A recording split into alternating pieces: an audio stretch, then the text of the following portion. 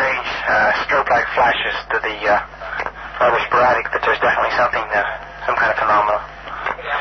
305 at about 10 degrees horizon directly north. We've got two strange objects.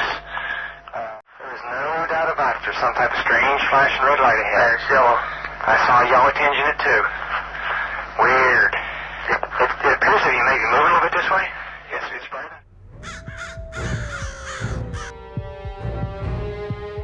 My name is Eric Mintel. By night, I'm a professional jazz musician, but by even later at night, I investigate the paranormal. I, along with my team at Bucks County Paranormal Investigations, travel the country investigating all things paranormal. This is Bucks County Paranormal Investigations. Hi, ladies and gentlemen, it's Eric Mintel. Bill Burns joining me today on Bucks County Paranormal Investigations, and we are really thrilled that we have Charles Halt, who is the Deputy Base Commander at Rendlesham Forest in the incredible Rendlesham UFO incident from 1980. And we're going to talk to Chuck, if you don't mind us calling you Chuck, but we're going to talk to Chuck about his story, and we're going to get it from him today in his words. So, Chuck, thank you so much for joining us today from Virginia, right? Yeah, it's my pleasure. So, what we want to do is let's just take it from that night, the night after Christmas, 1980, and tell our viewers your side of the story of what happened that night. And Bill's got some questions, Well, too. let's set it up first. So this is the second night of the incidents. This is after Jim Pedersen and that security detail, Larry Warren, went into the forest, came back, and they reported to you. And I remember you're saying that you thought the whole thing was simply blown out of proportion, that you said, let's put an end to this right now and get to the bottom of the whole thing. And that's why you guys went out on that second night. Actually, there were 3 nights. Go ahead. The first night was Christmas night, or the morning of the 26th of December. Then the following night, there was an incident that I didn't learn about till many years later, where the on-duty police lieutenant, Bonnie Tamplin, actually went out into the forest and had some type of a confrontation and had a nervous breakdown. Some say she threw her gun away. Some, I heard different things. All I know is she disappeared real quickly. Wow. And I was told, I thought maybe the cops had gotten to her, because let's face it, she was a black female in 1980, and the macho cops gave her a lot of problems. So I figured they finally got to her, and I was very disappointed because she was a bright young lady. Was she Air Force? Was she American, or was she British? She was an Air Force second lieutenant. Very competent, very impressive. Like I say, and she disappeared quickly, but I didn't learn this. I know she disappeared, but I was told she had a nervous breakdown, and I accepted that. Wow. I was kept in the dark, man. I was like a mushroom there. I believed everything I was told by my superiors. And you had a lot to deal with. I mean, you had a lot of responsibilities there. It was very interesting. It was a lot of fun, to be honest with you, but it kept me going all day and half the night usually. So when this incident happened, we just recently had Jim Pedersen on, but you're talking about 3 nights now. This is good, because we always thought it was just 2 nights. No, 3 nights definitely. So, did you ever interview that second lieutenant? Pardon? Did you ever interview that second lieutenant that Not after the who incident, investigated no. this? I've chased after her trying to find her, and I finally found her here last year, but she does not want to respond. Interesting. Somebody put the fear in her, I'm telling you. Wow. So. Well, this is and I'm sure a lot of people have seen this story. It's been covered many, many times over the years. But, what impressed me so much was that you were giving a real-time account of what was happening that night on December 26, 1980, of what was going on in the woods. Now, you got the call to go out there because the lights had returned again in the woods, and you said that's what Bill had just said. You were going to put an end to this that night. And well, take us from that point. I was aware of what happened the first night. I mean, the cops going into the forest and chasing something around. But I was firmly convinced there was a logical explanation for it.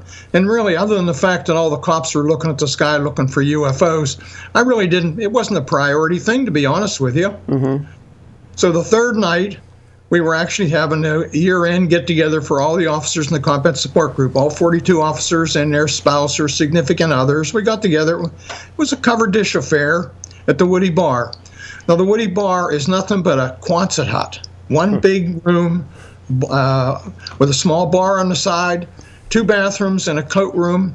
And at the far end of the hall or room, there was a fireplace that's used for some of the World War II filmings because it was a World War II fighter club. Wow. Just a simple building.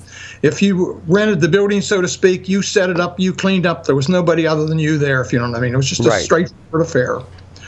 So we had just finished the main course, and we're getting ready for dessert when Bruce England came in. Now, Bruce England was the on-duty senior police officer. He was a second lieutenant, but he was not a typical second lieutenant because Bruce had been in the Marine Corps for 4 years. Got out, finished college, came in the Air Force. He was very mature, very down to earth, and very a good, competent person. And you didn't get him excited real easily. And he came in all excited, all upset. And he said immediately, because I was sitting with Ted Conrad, the base commander, and he said, "I need to talk to you guys right now, privately." So we got up and we went into the coat room, which was just a small 8 by 10 or so room off to the side. And he said, "It's back." Of course, what's back, Bruce? He said, "The UFO's back." Conrad and I looked at each other and said, "Here we go again." Still, he says, "What do you know?" He said, "Well, we were out in the forest." I said, "Out in the forest? Why were you off the base?" He said, "Well, the guys saw something that, again, looked like a crashed aircraft, funny lights, and we went out to take a look, and we saw something out there we couldn't explain. So we came to get you." Well, I was a little bit irritated, you know. I have to go out in the forest and get drug away from the party. And I figured, quite frankly, I would be out there for 10 or 15 minutes or whatever necessary and be right back. So I went and talked to Mel Zickler, who was a security police commander. And I asked him, I said, "Who's your senior NCOs on duty?" And he said, "I have Bobby Ball on duty tonight, Master Sergeant." I knew him. I knew he was very competent. I said, "I'm going to go home and change clothes." I had a suit on and put some, my utility uniform on. Have him come by the house and pick me up in about 30 minutes, and we'll go put this thing to rest. I then went to the disaster preparedness officer, Sue Jones, Captain Sue Jones, and said, she always had somebody on standby. So I said, "Who's on standby?" And she said, "Monroe Nevels." Well, that kind of troubled him a little bit because he was a problem child. But, it's sort of, when's a bad game a good game? When it's the only game in town. He was the guy on duty. So I said to her, "Contact him and have him meet us at his office and pick up some equipment. I want to take anything along that we can to disprove whatever." And I knew he was the photographer. And I said, he had a good Nikon camera. And I said, "Have him bring his camera along." So I went home and changed clothes.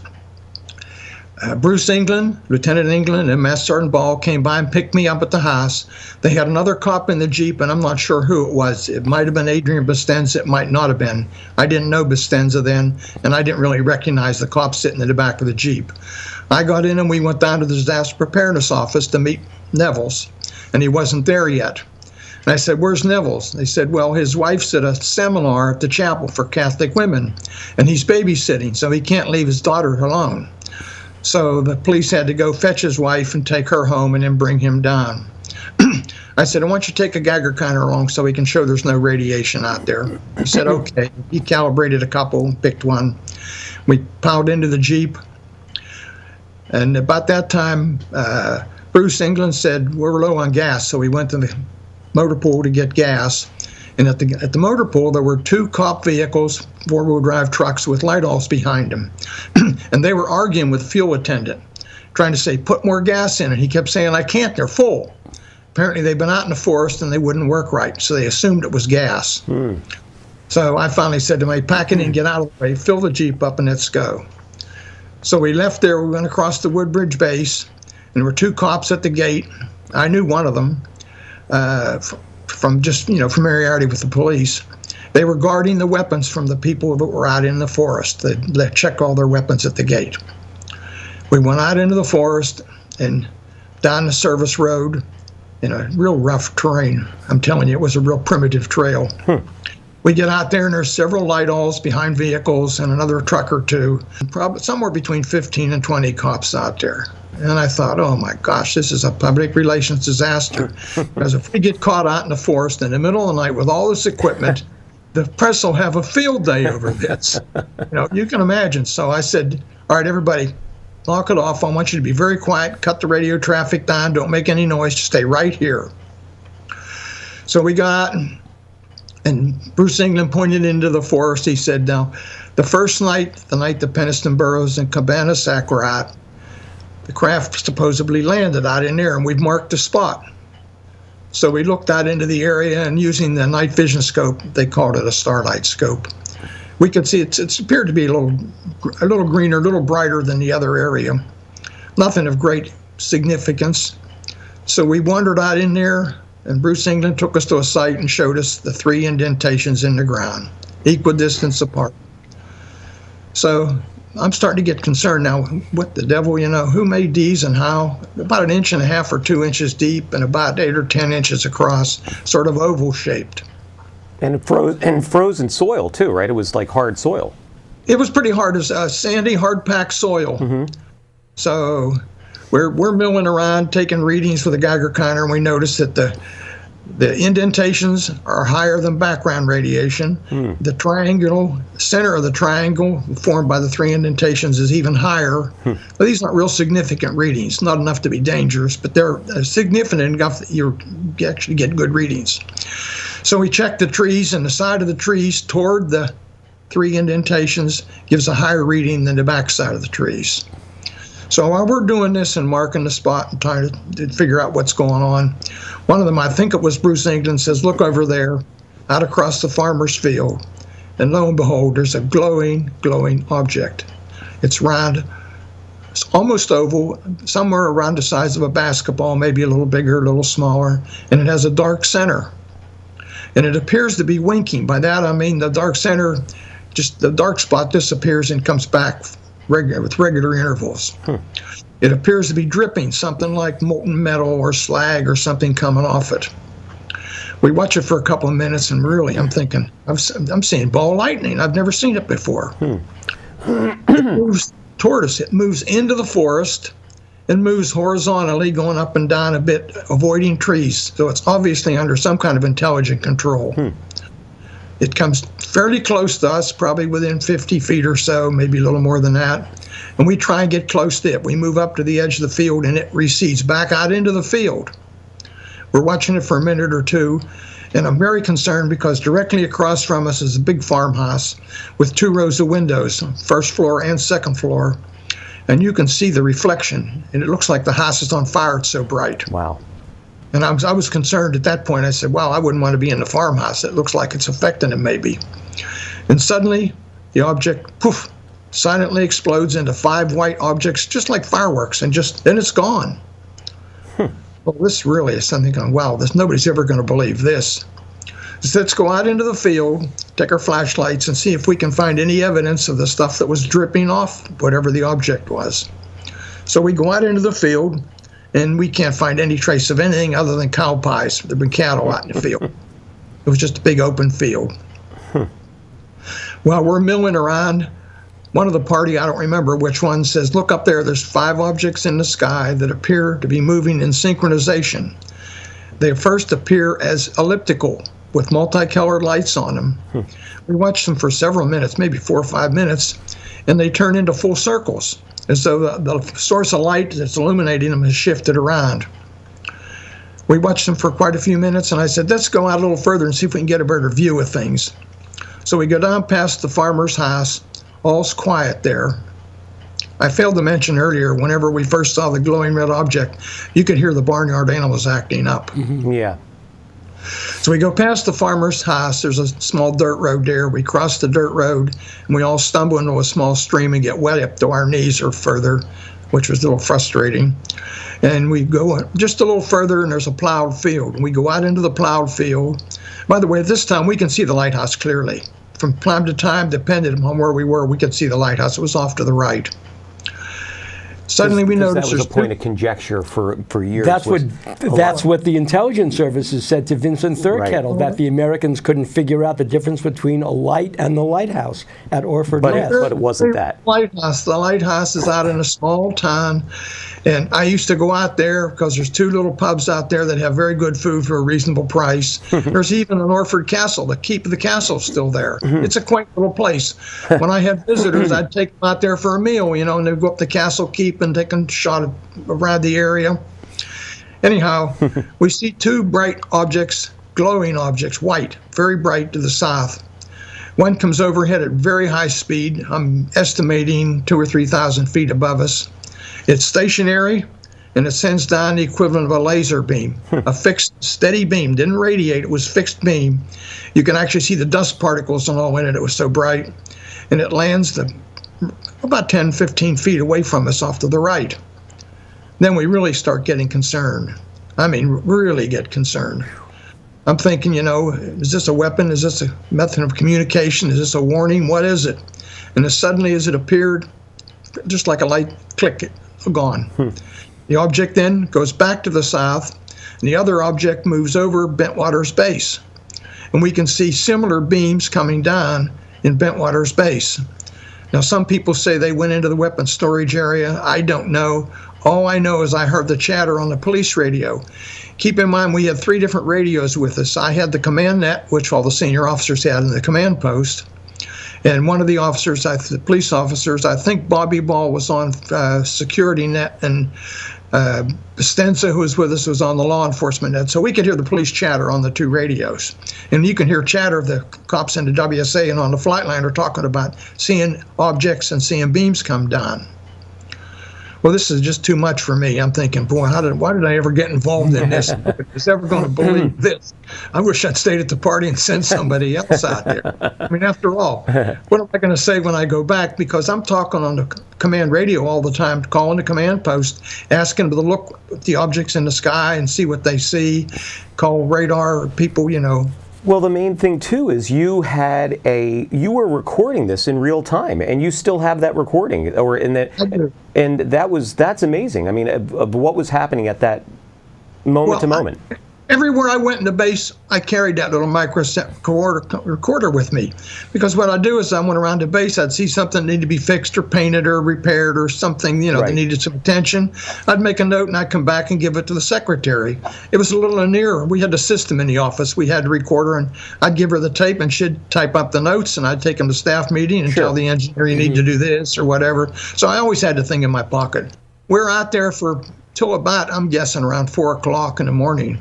And the command post keeps telling me that, nobody sees anything. The air traffic controllers don't see anything. The British radar doesn't see anything. Nobody seems to care. Nobody gets back with me.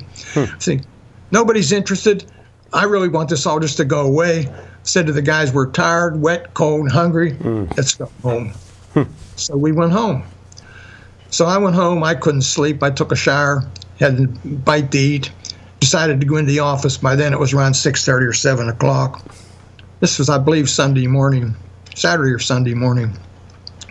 And our office had one wing of a Quonset hut, and the wing commander had the other wing of the Quonset hut. When I got to the door and unlocked the door, the wing commander drove up, Gordon Williams. And he got out of the staff car, so I waited to hold the door for him. He was a fantastic guy to work for, by the way. He came up the steps and he said, "That was some night you had last night, wasn't it?" And I said, "Oh, you don't believe the half of it." He kind of laughed. I said, "I recorded some of it." And he said, "What?" He said, "Come on in the office." So I went in the office with him and I played the tape for him. There was no doubt about it. There's some type of strange flashing red light ahead. It's yellow. I saw a yellow tinge in it too. Weird. It appears to be maybe moving a little bit this way. It's brighter than it has been. Whoa, he said, "Let me have that." So he took the recorder with the tape in it. I said, "What are you going to do, boss?" He said, "I'm going to take it to 3rd Air Force." They had a staff meeting every Wednesday morning for all the senior commanders in the UK. And he took my tape, and I thought, that's the end of my career. No, seriously, that was Wednesday. No, I know. Yeah, absolutely. So I worried all week, and when he came back from the staff meeting on Wednesday afternoon, I was at the door waiting for him. And I said, "Well, boss, do I still have a job?" And he laughed and threw me the tape recorder. He said, "Come here." He said, I'll tell you what happened. He said, I took and played the tape for General Baisley and the staff, and everybody listened intently. And when I finished with the tape, he said, General Baisley said, well, it's all credible. And Williams says, yes, there's no doubt something definitely happened. Well, the general turned to the staff and said, well, what do we do? Of course, nobody said anything. And in his infinite wisdom, he said, well, it happened off the base. It's a British affair. Case closed. So I said, what's that mean for me? He said, get with Squadron Morton and see what he needs. Let him take care of it. Well, Don Morton was in Wales on Christmas holiday. It was his home. And I had to wait a week or 10 days till he came back. So he came back, and I told him, and he was quite concerned. He didn't know what to do either. He made a lot of phone calls, and he said, well, give me a memo or something. Hence the infamous memo. It was only supposed to be given to him and for him to talk from. Unbeknownst to me, he sent a copy to his superior, 3rd Air Force, another liaison officer, as well as to the Ministry of Defense. So, days turn into weeks, turn into months. I keep asking him, isn't anybody interested? He said, I can't seem to get a response out of anybody. I said, that's great. This is all going away. So all got quiet for about 2 years, till the summer of 1983. Then what happened was 2 writers in the States, Larry Fawcett and Barry Greenwood. You may know them. Yeah, I do. Barry Greenwood's still alive and very active. Larry's passed away. Came into Bentwaters under the FOIA, Freedom of Information, and wanted to know everything we had on it. Well, by then, Conrad had long since gone, and Jack Cochran was there, and I told him the story, but we didn't have any records in the office.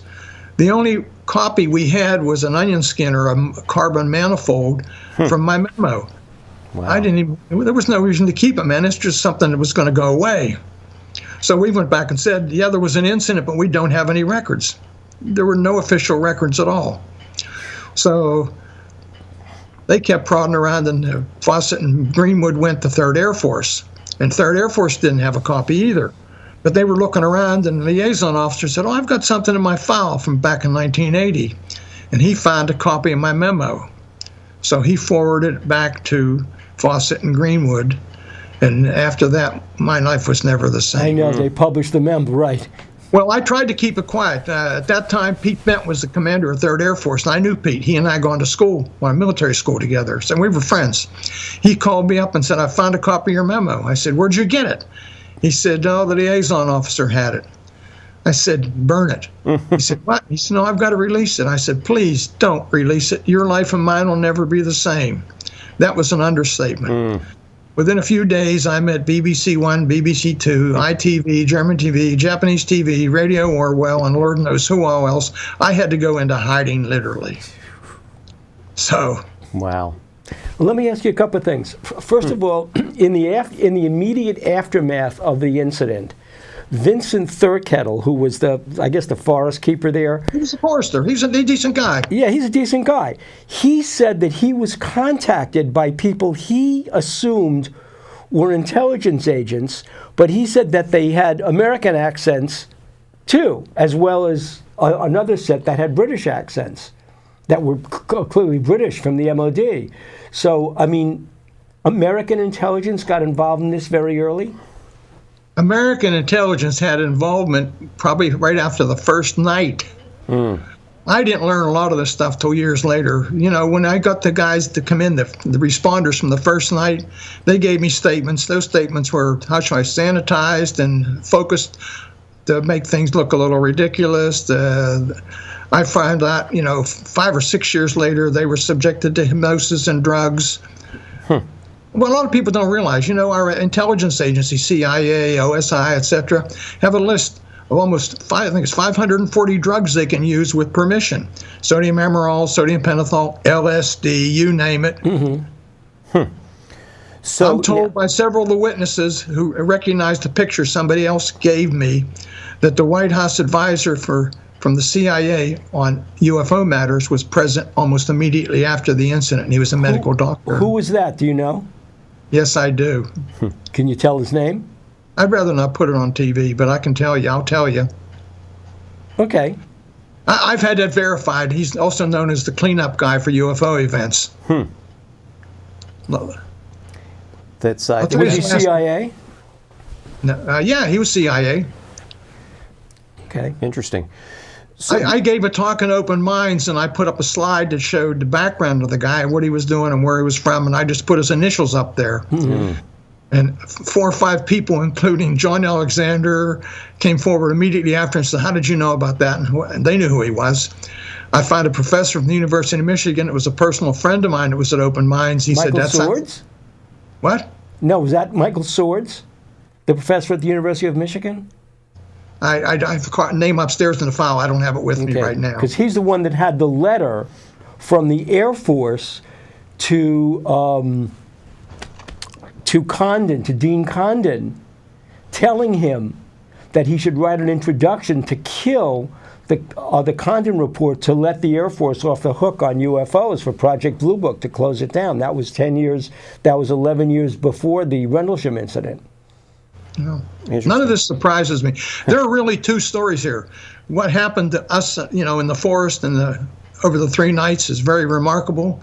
But what happened afterwards is even more interesting. and that's what we're going to do, because we're going to do a part 2 right now. Yeah, we're going to do a part 2, and we'll So- talk about the aftermath. We're going to talk about the ramifications. Yeah, as exactly. far as what happened afterwards. So, I continually learn more involvement by different agencies or strange people.